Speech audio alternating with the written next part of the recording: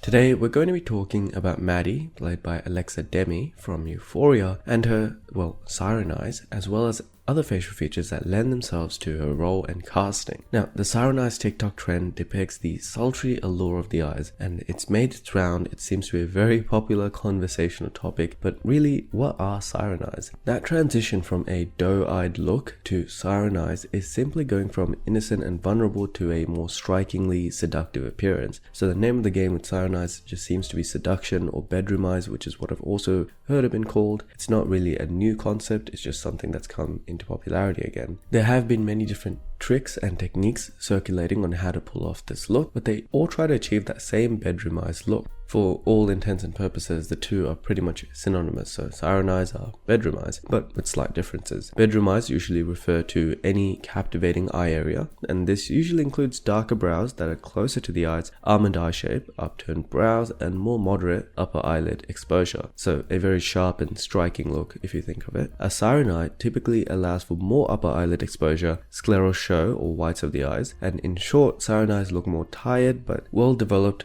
and striking enough. And so in terms of well developed, I mean symmetrical. They have no unusual deformity such as ptosis of the eyelids. In that sense, they're well developed enough and they're striking enough that they can still create a allure, even though they have what's known as scleral show, and this typically makes the eyes look tired. We've covered this before in many different videos, so check that out first. In short, bedroom eyes are probably more exclusive and hard to achieve naturally, while Siren eyes have a similar seductive effect, but are more of how you carry yourself than pure eye morphology or shape alone. What characterizes the Siren eye look that Maddy has is a lax eyebrow and eyelid position, as opposed to an alert one. This change of expression from doe to Siren eyes affects emotional indicators in the eye area by altering the cephalometric markers in the eye area shape. Think of it this way: when the eyes are widened, the eye width to height ratio and also the eye aspect ratio become smaller, in effect rounding out the eyes and making them look more innocent and, Bambi-like, as I like to quote it. And Siren eyes leads to higher eye width to height ratios and more striking eye shapes, so the opposite, and it basically achieves the same effect of squinting the eyes or having an angry expression without the emotional baggage of a brow crease, and so it's that blank allure that makes the Siren eyes so captivating. It's like you're focusing on someone really heavily, you're checking them out, but without the negative connotations of an angry expression, which has more brow activation. When you relax your lid and brow muscles, there is more upper eyelid exposure and sclera as your lower eyelid starts to droop. It's a natural state of things, and it's trying to replicate what you look like when you're tired. The reason your upper eyelids feel heavy when tired is due to the fatigue of the levitator muscles. This contributes to the bedroom eye look, whereas a Bambi-like face would always look like it's alert and awake. A simple trick like tilting the head back can make the eyes appear more tired and less alert, but some TikTokers are pointing out the hilarity of this trend and how it's just people trying to exaggerate their head position and trying too hard to pull off the look, which is something I find just so funny.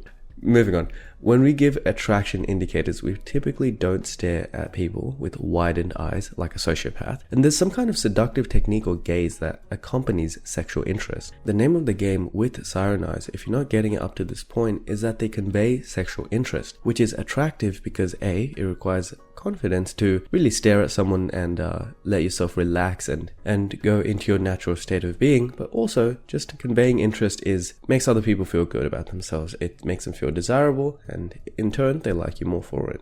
Obviously, the caveat there is that you need to be attracted back to them, which is why previously I said if they have a well-developed face, or more correctly an eye area, no asymmetries, they have an averaged pointophilic face, good proportions, strong dimorphism, those factors that make a face attractive, then you'll probably find their eyes attractive too. With the Siren eyes being really just the relaxed form of your natural eyes, then if your eyes and your eye shape is naturally quite Siren-like, in other words, has the right morphological features such as a little bit of scleral show and a lower upper eyelid, then you'll appear to have that look as a baseline. Everyone has a different baseline. You can squint your eyes or lower your brows to try and copy that look, but it won't ever be exactly the same as someone like Maddy, who effortlessly pulls it off in the series. This look certainly applies to the nature of her character in Euphoria. Her eyes carry along that unwavering, uncaring, and constantly seductive aura that Maddy is known for, and Maddy Perez is exactly that. She is involved in toxic relationships, including with the school jock Nate. Big spoiler, if you haven't watched Euphoria by now, I don't know what to tell you. She is that popular girl that has an intangible sense of who she is. With her well above average features and tender facial growth,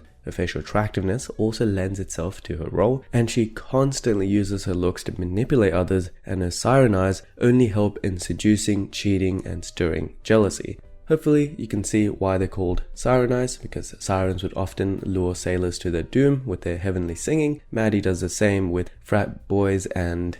where was I going with this joke? On a side note, can I just mention how weird it is that Euphoria is set in high school and not college? You're telling me high school students do this? No.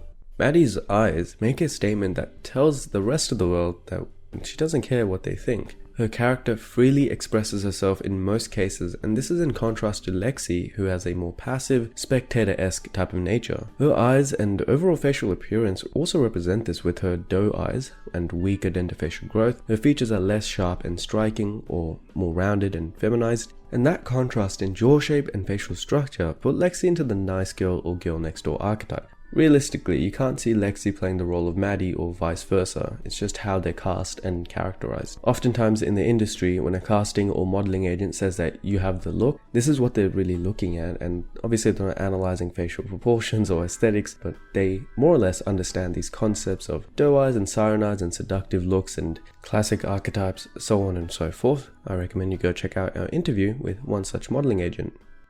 Maddy's look is undoubtedly less trustworthy and likable due to her darker hair and brows, more defined bone structure, and, well, siren eyes. One such study by Mitsuhiro studied the role of eye characteristics in facial attractiveness, beauty, and, well, most importantly, likability. Of particular relevance were the measurements of eye size, measured as the total area of the eye, and eye roundness, measured as the eye width to height ratio. While eye size does not correlate well with beauty, attractiveness, and likability, the proportion of iris to the whole eye and eye roundness correlate well with all three. In particular, facial likability was correlated with large eye sizes, which reflect childishness or cuteness, neoteny, concepts we've covered many times in the past. These results suggest the possibility that likable faces, rather than beautiful or attractive ones, are considered familiar or safe. It makes sense why Maddy and Nate's eyes are not overly round. They are not meant to be the most likable and childish characters in the series, and in fact, Nate has probably one of the darkest personalities out of anyone in the show. With an eye width to height ratio of approximately 3:1, Maddy does not have rounded eyes by any sense of the word. I know people on TikTok have said that she has these rounded, soft eyes. That is completely incorrect. Her eyes are still very much sharp and alluring. She just chooses to relax her lower eyelid and reveal more scleral as a way of creating the bedroom eye or siren eye look. Lexi, on the other hand, would have a ratio approaching 2:1, meaning that the eyes are only 2 times wider than they are vertically tall. These doe eyes, along with Lexi's fairer hair and brows, complement what the directors had in mind for her initial character's archetype. We've touched on past videos how typecasting does not necessarily limit a character to their stereotype, but it does play a significant role in how they are portrayed. Instead, it sets up the foundation of what a viewer would associate with a character's look. Then, as the season progresses, it gives room for a character to grow out of their shell. Typecasting just helps keep the audience guessing at the end of the day, and without it, we just wouldn't feel the same sense of character attachment to these people.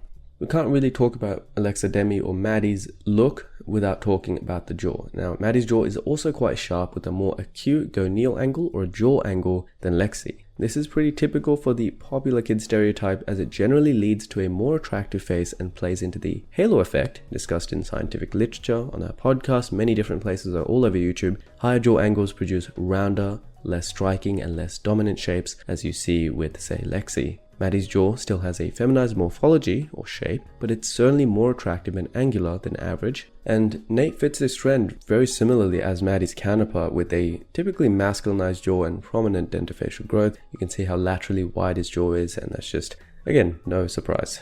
Lexi, on the other hand, has a round jaw without much definition or angularity. Usually the less trustworthy, manipulative, and popular characters are portrayed with above average facial attractiveness, and that's not to say Lexi is not attractive, It's just that Maddy plays up her attractiveness more to her benefit than Lexi does. This attractiveness comes in the form of often jaw angularity, cheekbone prominence, striking eye shapes, and darker coloring. Not to mention the character's attire and the way they dress themselves, it's usually less conservative. While attractive, usually those typecast into a high schooler role won't be hyper attractive. It just wouldn't look right. Jacob Elordi, who plays Nate, is also a model, but he does not have the same striking facial appearance as top male models.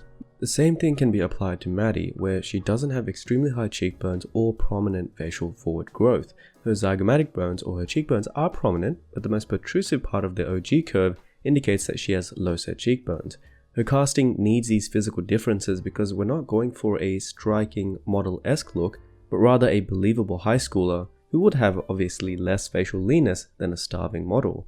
This is not always the case, as some shows like The Vampire Diaries go all out and use hyper-attractive actors, but I suppose that plays into the appeal and exclusivity of vampires. A big component of this Siren eye look has a lot to do with eye tiredness, or giving off that "I'm falling asleep" or "I don't care" vibe. In a study by Ahad et al., a thing called the tiredness assessment was developed. This assessment integrates things like eye width to height ratio in the somewhat complex eye aspect ratio formula. But in simple terms, all the eye aspect ratio is trying to measure is how awake your eyes look. It's quite interesting how certain cephalometric markers, so measurements of the head and face, affect even how tired our eyes can look. The study essentially measures eye closure time and blinking ability to assess tiredness. To do so, the eye has to be first fully opened, and that is where the eye aspect ratio comes into play. A lower eye aspect ratio indicates more openness or rounded eyes, while higher ratios indicate less opened eyes. To be able to set a baseline, the eyes have to be fully open, and this is why those siren eyes look half asleep. Because their eyes are probably not at baseline levels of openness. Even if they are, it gives off the appearance of tiredness when compared to someone with a higher eye aspect ratio and more alert eyes. The study ended up showing a blink rate reduction as the day went on. A normal person usually blinks 10 times a minute, and 4 to 6 times is classified as drowsy. Among drowsy people, the blink rate reduced from about 6 times a minute in the morning to 3 times at midnight. And without even putting Maddy up to that test, her eyes just give off that appearance that she is too tired to blink 10 times a minute. Pay attention to how often she blinks, you'll be surprised. Add on the fact that she has upper eyelid exposure and scleral show underneath, what the layman may call Senpaku eyes, her eyes become even more sleepy looking. It is these traits that separate a traditionally model-esque eye area or bedroom eyes from that siren eyes look. Siren eyes would be best summed up as a seductive tiredness. This means eyes with attractive properties like orbital bone support, eye upturn, and dense brows, but also some unique traits that play around with emotional indicators as well as, apparently, sleep indicators too. And so, there you have it. That's the explanation behind why siren eyes are attractive. I think the best way to sum it up is, again, seductive tiredness. If you want to get your face analyzed by our teams of doctors and dentists, and you want to learn how you can also achieve siren eyes, I don't know why, but you may want to. You probably don't want to get that surgically done. That you either have them or you don't. I wouldn't recommend that you change your face to get siren eyes. It's just a benefit if you do. But if you want to make your eye area more attractive in general, if you want to make your face more attractive in general in terms of these facial markers of genetic fitness, then there are many options, and some of them are surgical, non-surgical. You just need some guidance in what you can change and what you can't change, and that's where our aesthetic reports come in. We have a whole team, and we assess your face using a very rigorous and standardized procedure, and in return you get a 20-page report on the ways that you can improve the way you look without breaking the bank or your face. As always, I also suggest you check out our podcast. We have 2 free podcast shows. 2 different shows. One's called Glow Up, the other one's called Deep Dive. They're on Spotify, Amazon, Apple, Google, all of them. And you can always check out our Instagram. We have a lot of new content on Instagram, a new social media manager who makes a lot of really cool, exciting stuff. As always, see you next time.